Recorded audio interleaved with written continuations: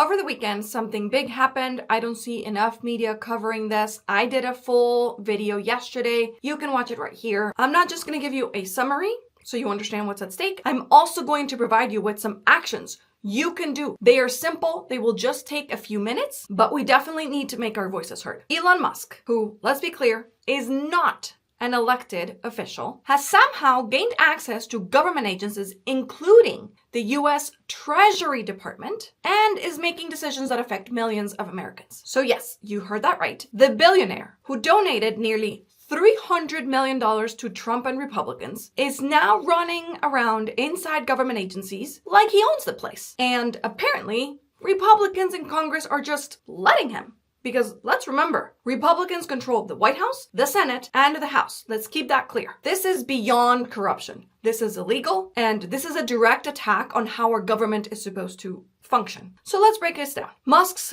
Department of Government Efficiency, DOGE, which is not a real department, has 1. Taken control of the Treasury's payment systems, which handle $6 trillion annually in transactions. And that means that he has access to all of our personal financial data and even the data of his competitors. Because remember, he owns several companies and he has federal contracts with our government. 2, he has decided to cancel government programs that he doesn't like, including one that was very popular, the IRS direct file system, which let people file their taxes online for free, saving Americans millions of dollars. But he doesn't like it, so he decided to cancel it. And now he has started digging into the Department of Education because he and Trump and the Republicans in Congress want to dismantle federal student aid from the inside. So that means that they're playing with the personal information of millions of students. And that's not all. He's also interfering with small business funding, foreign aid,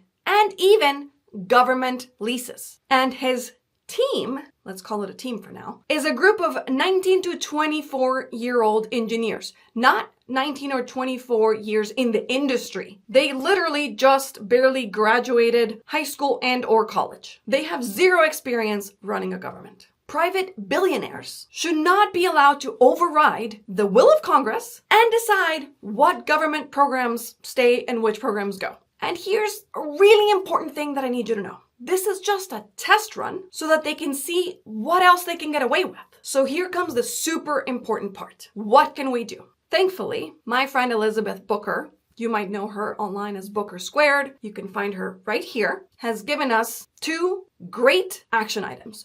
First, email the US Treasury and hit Elon Musk with a Privacy Act violation complaint. They need to know that we're not okay with this. And so you're like, okay, what am I supposed to write to them? Where do I go? Here's the great thing. Right here. Elizabeth Booker provides us with the email we need as well as the text of the email.